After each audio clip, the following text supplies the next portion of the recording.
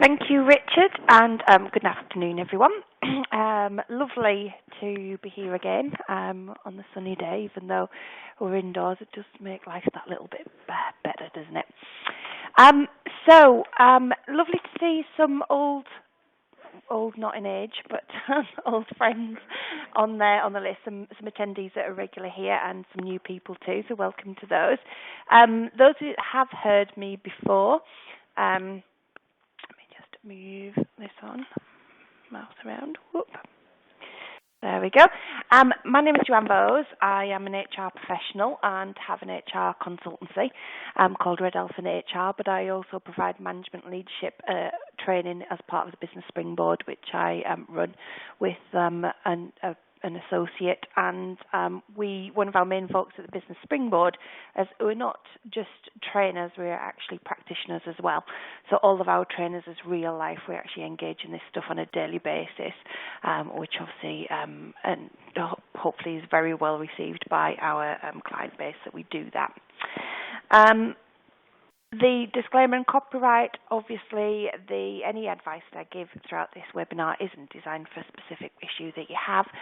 It's for general purposes only, and the copyright is to the Business Springboard. So that's the boring bit out of the way. So anybody who's listened to any of our webinars before, and particularly on absence ones, will know that this area is quite a passion of mine. I was thinking this morning of why it is such a passion. It's an area that I looked at in great detail during my qualifications that I gained in HR, and I find it so interesting because it can be one of the really simple areas of people management to put some strategies in place to deal with. However, it's one that we often ignore so much, and it has such a massive impact on our organisation, both in terms of our productivity, the costs that we have, etc. But it can be something that's just seen as a given. So you employ people, you can have absences. Well, to a point, yes, because, we're human beings, things are going to go wrong in our lives and things are going to happen. But there's an awful lot we can do proactively, because we're the best one in the world with your best team ever, and especially as organisations get bigger, there are going to be people that throw these Sickies or Duvet days or see some absences, sickness absences, and entitlement in addition to holiday, rather than something that's there to protect them and give them that peace of mind should they be ill.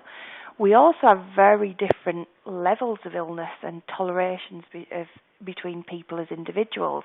We had a recent case with a client where one employee dragged herself here on a deathbed, literally very, very poorly, because she knew another employee who had a cold, or man flu as some of us know it, was off work. So, but to him, that was a very genuine illness, and that was ill. So we've got to, bear all these things in mind when we manage attendance.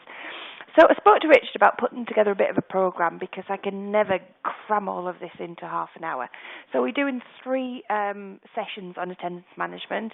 Please do come to the others if you'd find them useful, or dip in and out of them. So today's we're going to be talking about just short-term absence. Firstly, going to look at what I would define as short-term absence. Something else I want to touch on is that cost, because this is where we see so much of the cost to businesses that occur in short-term absence. I'm going to take a quick look at the reasons for that and make sure we classify them, these Duvet days and Sickies. I want to touch on some medical considerations, because we quite often think these are more to do with longer-term absences under the DDA, but there's still things that we need to put in there under short-term absences. And very importantly, some punishment and reward. What's going to be your best solutions for management? So I've got a few of my top tips at the end as well to take away. So as Richard said, I should be talking for about half an hour. Bear with me, I've got a bit of feedback on my microphone. Oh, it's gone now, we're okay. If you have any questions whatsoever, please use the chat box. I'll aim, if we can answer them as we're going through, I will do. It's great to get feedback to understand more about what's going on in your business and how this applies. Also we'll have a question and answer session at the end if there's anything you want to hold on to and ask me then. Hey, so I found this really quite interesting. Now, you will find different quoted average salaries. I took this from a recent CIPD study. And the average UK salary is around, I'm just going to use this as a figure because so you will get different sort of numbers quoted, but we'll say 26,500. Now, the average number of sick days per employee is 6. That will include your long-term absences as well. So this is in the UK, the average number of sick days per employee is 6. So it'll include all your people who never have a sick day through to people who have 6 to 12 months off. Okay, so I put this into some money because I thought it was quite interesting to look at. So if you employ 100 people and using that average salary and average days absence, if we had 6 people absent, if 100 people had 6 days off per year, that would cost you £61,154 in salary alone if you paid sickness leave as part of your terms and conditions. A big change quite recently, of course, is that we can't reclaim statutory sick pay, which used to be an option, particularly to smaller businesses. That isn't there now. So even if you don't pay normal salary as part of your contractual agreements, if you pay statutory sick pay after the 3 waiting days, you would have those costs to bear as a business. Now, I find that absolutely staggering. It blows my mind, really, when I look at it. And in that, you might think, if somebody's off for 6 days, would I do anything about it in a year? And you may not. But that's a lot of money in a year. That's another couple of people, into your organisation. So that just blows my mind when I put that up there. So it's definitely something we must pay attention to, and we must do something to really deal with this problem. And of course, that does include things like temporary cover that you might bring in, training time, train temps, the disruption to service, the negative effects on any patient or customer care, depending on what you were doing. So there's a lot of other things of hidden costs in there that will have absence. So, yeah, I find that quite staggering. Has anybody got any thoughts or views on that? You want to make some comments? Is that what you expected it to be, or less or more? So please use the chat box and make any comments on that. So I think one thing that definitely tells us we've got to deal with it, we've got to give it some focus. So in short-term absence, and again, this is my view on it, I think that a short-term absence should be something that's classified as no more than 4 weeks. This is up to you to set your boundaries in that, but I think 3 or 4 weeks is the right level to define that, and you'll find that a lot in other studies, etc., that are published. So if we term anything under 4 weeks, now that could give you a whole range of illnesses, and it can also have the one-day sickies in there as well. So, for example, if somebody had appendix out and had 4 weeks off because of that, that would still be short-term absence. But if somebody had 1 day off every week over a longer period of time, that would be short-term absence as well. And for that reason, I am a firm believer because the reason, duration, frequencies and patterns of absence differ, it's not easy for us, and I would even go so far, it's not possible to identify these optimum levels after which formal action will be triggered. To put this into some context, I went to see an organisation who had 3 people they wanted me to speak to on their absences over the past year. One lady who I think in total over the year had 46 days off. Now, part of that was an operation that she had. She hadn't had that in one big chunk, I think it was in 2 slots. She had an operation, or it might have been 3 slots, an operation, a sickness bug and flu or something along those lines. So quite, what we would term as genuine illnesses, but it added up to be 46 days. We had a new starter who, at the end of a probationary period, got tonsillitis and had a week off. So she had 5 days off. And we had somebody in the warehouse who had a history of 1 day absences. So a day off here and a day off there. And I think they added up to be 6 days. Now, if we just set a duration or a number of days to say people can have X amount of days off or X amount of instances of sick over a period, they would all be treated very differently. But actually, the more problem to the business was the guy in the warehouse that had odd 1 day sickness. Now, if this had been on number of days, he would have fallen short compared to the lady who had the 46 days off. So I felt that it was very fair and justified to have a much firmer conversation with him over the single day absences than with the lady who had the genuine sick notes and time off. But that wouldn't cover you if you set trigger points to say so many days or so many instances of absence before you triggered any formal action. And I get a question of, well, would this be fair? How could it be deemed fair? And that's why we've got to have something that overlooks the whole of the company, particularly HR departments, or reporting into some management structure to make sure we're being fair and consistent. Now, interesting, Carol, you said you used the Bradford factor as trigger points. That is one of your options there. I've personally never been a great fan of Bradford factor, but it works for some organisations brilliantly, and it will give you these trigger points. But again, just be careful that some aren't slipping through that are actually more of a problem to your business. My preferred way myself is to look at something, especially in a calendar, because you can see patterns, beginning of the month, end of the month, Friday, Mondays, after bank holiday, after a period of holiday leave, etc. Something quite visual where you're looking at it to make sure you're keeping an eye on a whole team or a whole organisation and be able to look at it visual of when it becomes a problem. And I have implemented more formal action for different reasons. Somebody who's had odd one day off, and Carol, to use it as a flag and then look at each person's details is a great way. I would never say just look at these things on their own, like the Bradford factor. You need to be having a proper look to make sure something isn't slipping through the net. And then, of course, if you say with a Bradford factor you will trigger action after a certain trigger point, make sure something like the lady who had the operation and the flu didn't wrongly get brought, held accountable for that, when perhaps that's a time when you would want to be more flexible. So I think that's your key point. Just remember things don't slip through the net. And remember, for the practical point of view, we can self-cert for one calendar week, and then we need a fit note for more than that. And it's very important that we follow that through with employees as well. So that's my definition of short-term absence, and I think it's important to look at short-term and long-term separately because they can have different effects on the business. I'll talk more about long-term next week when we go into that, and for those of you who come to it. But obviously, if you know somebody's come off for 6 months, your cover will be different to somebody who rings up on a Monday morning and says they're not going to be in, and you have to cancel appointments or arrange cover, etc., etc. So we have to look at them quite differently. Okay. Now, talking about the importance of measuring these true absence figures, we need to know exactly what we're looking at. And this is where these, sickies and domestic leaves and extra holidays, a lot of organisations, believe it or not, it might be one of yours or it might not, will clump these together as leave. I've also had some people where somebody will phone in sick in the morning and the manager will say, we don't pay, we only pay SSP, you won't get paid. You can take it as holiday.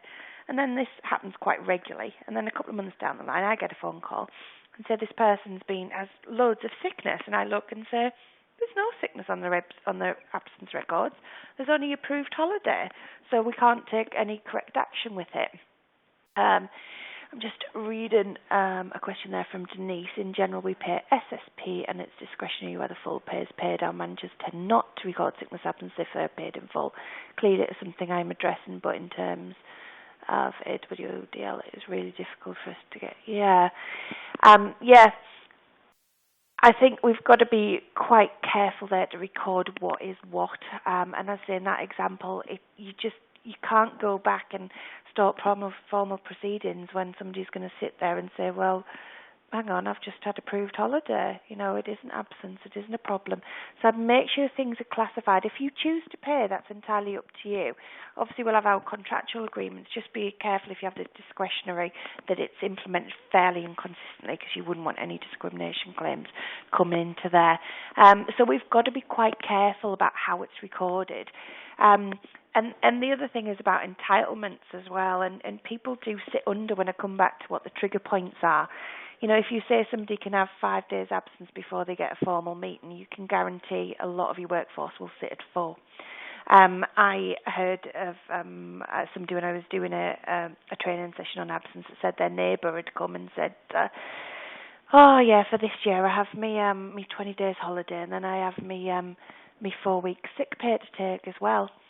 I'm like, kind of said, what do you mean? Well, I get paid it, and it's fine. You don't get held accountable for it, so I've got that for the year. And what you definitely don't want is somebody to see that as a right and going to take this extra holiday as sickness and be able to take it. So just catching up with some of the chat there. We don't allow people to cover sickness with holidays. Each absence is recorded in full. Yep, that's really good. And Denise, I thought those days were long gone. Unfortunately not. Sorry, Diane. No, unfortunately not. I still hear of it, and it still does happen. I would say some of the organisations I hear it in, some public sector and some larger organisations. So everybody will handle it differently, but yep, it does still occur, and they are still there. The other thing is domestic leave to be very careful with. Obviously, people who are looking after a dependent are entitled to time off in emergency to deal with any situation with that dependent, and that needs to be very careful of is it sickness or is it domestic leave. Now, I'll give you another interesting example. Actually comes back to my family. So my husband had an immaculate sickness record in his previous organisation, and he didn't have any sick time off at all. He had a colleague doing the same job who had a child who was quite sickly. So she was taking a lot of domestic leave time. Now, the organisation obviously couldn't penalise her against this and were very supportive. And they paid her initially, but then said, look, it needs to come to a point where the domestic leave isn't paid, because that was their statutory, they followed statutory provision in their organisation. So, of course, the lady started phoning sick. So this lady had a massive a sickness problem that wasn't addressed, and she was getting paid sick leave for all this time off that everybody kind of knew it was to deal with a child. Then one day we had a poorly son, and we kind of did some right logistical moves to move him around, poor little thing, so we could get to work. So my husband went to work first thing. I had a meeting, so we actually met in a car park and handed over the goods of the sick child. And he looked after him for an hour while I had a meeting. We handed him back. Mark went back to work. And then he actually got a couple of hours deducted for this as domestic leave, which is all well and good, but this is where you've got to look at absence in the bigger picture. And I'm going to talk about culture a little bit more towards the end, because that seemed very unfair that somebody else who was genuinely well known that it was actually domestic leave she was taking wasn't getting penalised, and my husband actually took an hour or so off to make sure he didn't have time away from work, and he got the deduction. If he'd phoned in sick for the whole day, he would have got paid it. So it's a careful balance we've got to do here, how we manage sickness leave and how we put our plans in place. So I want you to really think about those things of how you record it and how you deal with each of the instances to make sure you are dealing with any issues of domestic leave in the right way and the fair way, and you're not encouraging sickness absence because we're not dealing with other things in the right way too. So we want to know exactly what our issue is. So medical considerations that we need to look at. As I said, we often associate this with DDA, but there'll be lots of medical conditions that would be covered under DDA that somebody can work, relatively consistently, but will have odd days off. So don't just think that DDA considerations will only come into play with long-term absence. If a disability is having that impact on daily living, and it means somebody is having a day off a week because of it, with genuine sickness absence, it is something that we'd have to look for what reasonable adjustments we could make. Just remember that at the end of the day, there's still a capability issue. So even somebody with a disability, we can still address sickness absence. A lot of people get quite scared from it and step right back. But, the example I always use, if a fireman lost a leg and was in a wheelchair and part of it is climbing ladders, we wouldn't expect him to still do that job because he's just not capable to do it. Yet we'd make a lot of reasonable adjustments to deploy his skills elsewhere, but don't think that you have to carry on with somebody in a job if they're medically not fit to do it. Okay, so always bear that in mind, even with short-term absence. If there is something genuine, then you need to understand what that is to see if there are any medical considerations and obligations under the Disability Discrimination Act that you have to make. Okay, so moving on to managing our sickness absence, short-term sickness absence. As did quite a lot of research around this when I was doing my Masters in Human Resource Management, because I find it a very interesting area.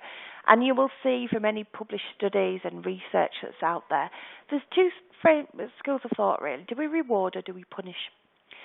And you've got to look at your culture, and you've got to look at what you're trying to achieve and what's going to bring you the best results.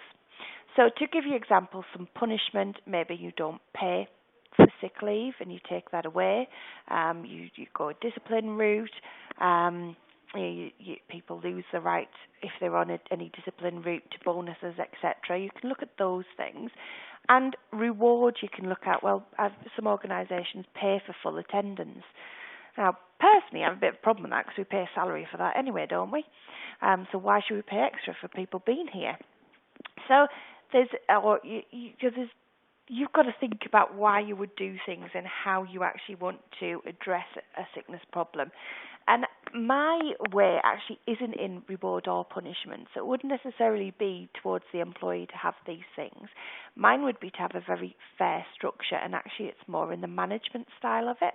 So rather than focusing on the people who are off sick, I would be focusing more on training the managers to be able to manage these people who are off on sick and make sure we're being fair and consistent. So let's put that in a bit of practicalities and see what we can do. So my first top tip is have a good reporting and management system in place, and they implement fairly and consistency throughout your organisation. So this is a key thing, to be consistent and to be fair. A good system should have some consequences that it communicates, so people need to know what will happen if their absence falls below expected levels. It should be in line with any ACAS procedures. If you do have something in there, I quite favour, stage 1, stage 2. If they kind of mirror a disciplinary procedure, you need to have that in mind. If your end result is going to be dismissal down there. So, for example, if somebody had so much absence and it triggered a point and you put them on a stage 1 meeting, you had the meeting, they'd have the right to be accompanied, the right to appeal, and you might put them on whatever you want to call it, stage 1, disciplinary 1, whatever it needs to be, verbal warning, whatever that needs to be. But make sure you're following this in line with ACAS procedures, particularly the right to be accompanied. So if your end goal will be, if that happens again, it's another stage meeting, stage 2, stage 3, dismissal. To make that fair, it would have to mirror a disciplinary procedure, which you would find in the ACAS guidelines. Absolutely key, have your manager trained on it.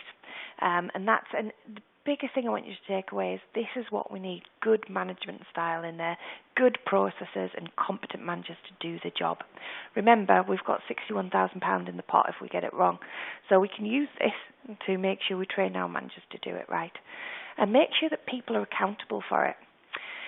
So I've got another example here for you. I worked with an organisation that had a factory and officers, support staff in the offices. When I joined, they had 2 different terms and conditions. So the factory staff weren't paid any company sick pay. They got statutory sick pay only. They had a terrible absence problem in the factory. The officers were paid company sick pay, and absence was okay. Not particularly bad, not great, but just okay. So when I was reviewing contracts, etc., I said to the operations director, well, this seems a bit unfair. They're all employees. We had a lot of long-serving people, and we've got an absence problem. Why don't we pay company sick pay to everybody? At which point he nearly fell over, thinking that he was going to have this massive increase in costs. And I said, no, let's do this properly, and trust me on this one. Go with me. So we put in a proper sickness absence management procedure. Everybody knew it was actually a staged process. We didn't have particularly trigger points. We just said when it was becoming a problem, we would have a stage 1 meeting.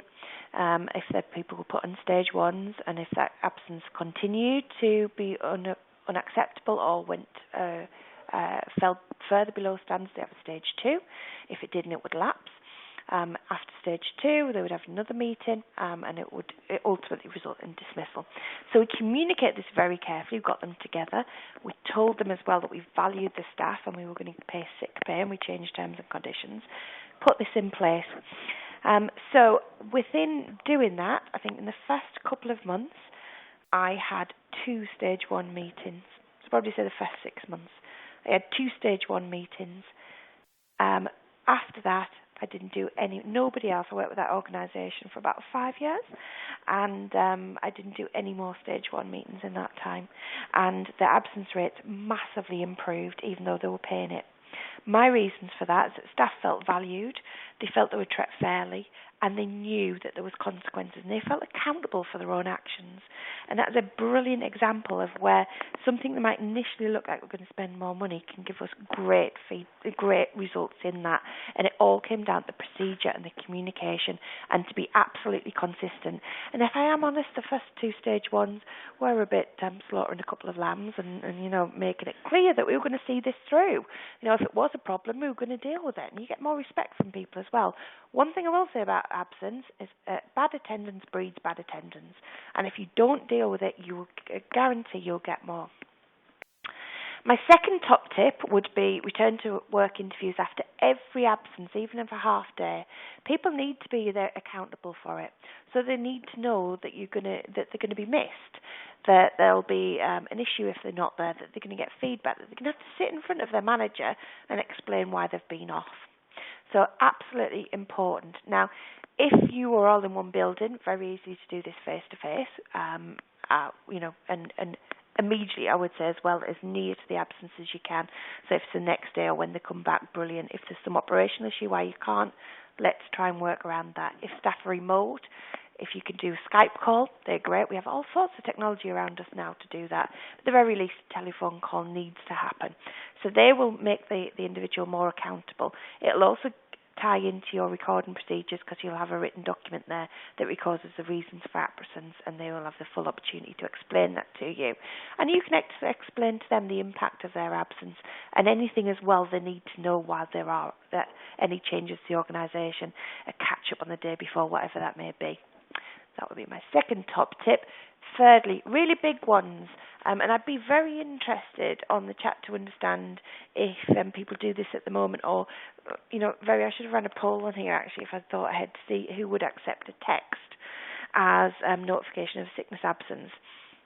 I would definitely say, and this is a really, one of my big things in this, Diana said no, is that no, that you don't accept texts? Yeah, excellent. I would definitely suggest that would be the case for everybody. So what I would say is that every employee, if they must phone in sick, they need to do it to the manager or senior designated other, and they need to actually speak to somebody. We've got to put ourselves in these positions too. If it would be very easy if you woke up and felt a bit iffy, maybe a little bit under the weather, I could do with a day off.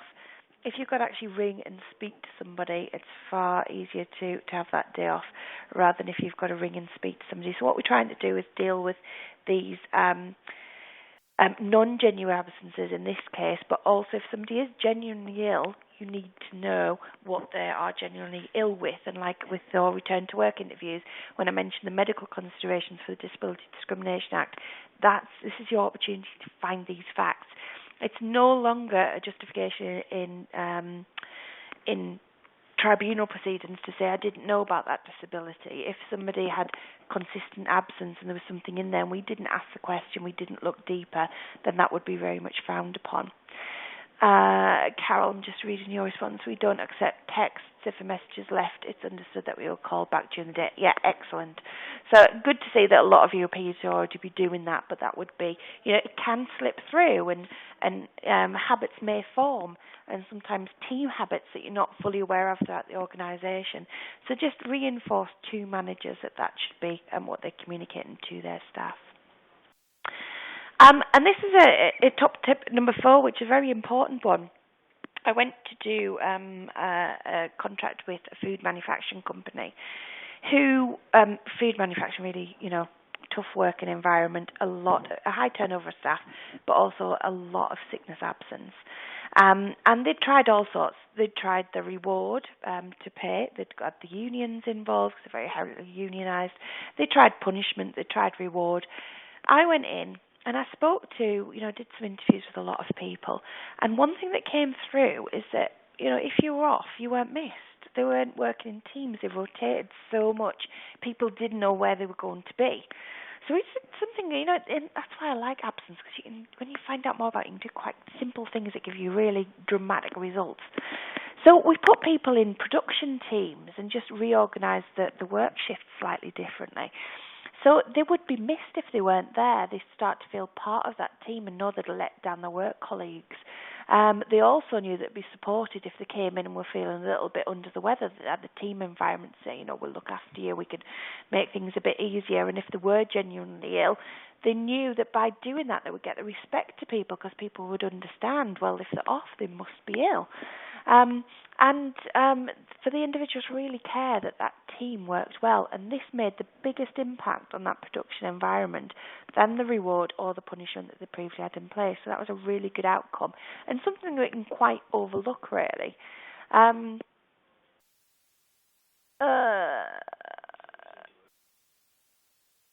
Yeah. Oh, that's good. So, Carol, you're saying one of the questions on your return to work form is about notification of absence. Yeah, brilliant way to record that. And that could be something that you took different action over, or tracked something, triggered a formal point if people weren't notifying absence in the right way. So, definitely something to have on board. So ultimately what we want to do is create an attendance culture, and actually when I do write absence management policies, I tend to call them attendance management, because we want to play on these words and make sure we focus on the positive things of people. We want people to want to be in our organisation, so this can be a whole load bigger than than just looking to, say, hit somebody with a ruler or give them a bag of money for coming in to work. We want to have an organisation where people want to do a good job. They know there's a mutual need to be there. They know the business needs them to function, and they know they need the business to get the salary at the end of the month. And we want people to work with pride and work together as a team. And bringing that all together is obviously the effective leadership and management, which is why I say that does play such a significant part in anything that I'm talking about in absence management, and where I would put most of my focus rather than on the employee who isn't there. So that has been a bit of a whistle-stop tour of short-term management. If anybody has any further questions, please do talk in the chat box now and ask me anything that's cropped up throughout the presentation that you want further clarification of, or some examples that you have at work, or interested to hear some feedback on there. But the key things that I really want you to take away from that is equip your managers with the skills to manage short-term absence, because this is a really big issue for businesses. We see it in the media and they quote all these figures. I want you to take away the costs. You can do that quick sum at the beginning and perhaps share with your senior management team. Look at the number of people you've got, take an average salary, and let your senior management team know what that means. I'm sure that would be something you jumped up and down about to get on board of this. But it's something we can fix. It's something we can have a really big impact on if we take some of these small issues and really work on them. So I really hope that's been a benefit to you all. I really look forward to next week's webinar on long-term absence, which we'll be looking at slightly differently, because they will have different considerations, and I would encourage a slightly different way to manage that as well. So do come along. It'll be great to see some of you there as well. And in the meantime, if anybody wants to connect with me on LinkedIn, then I'll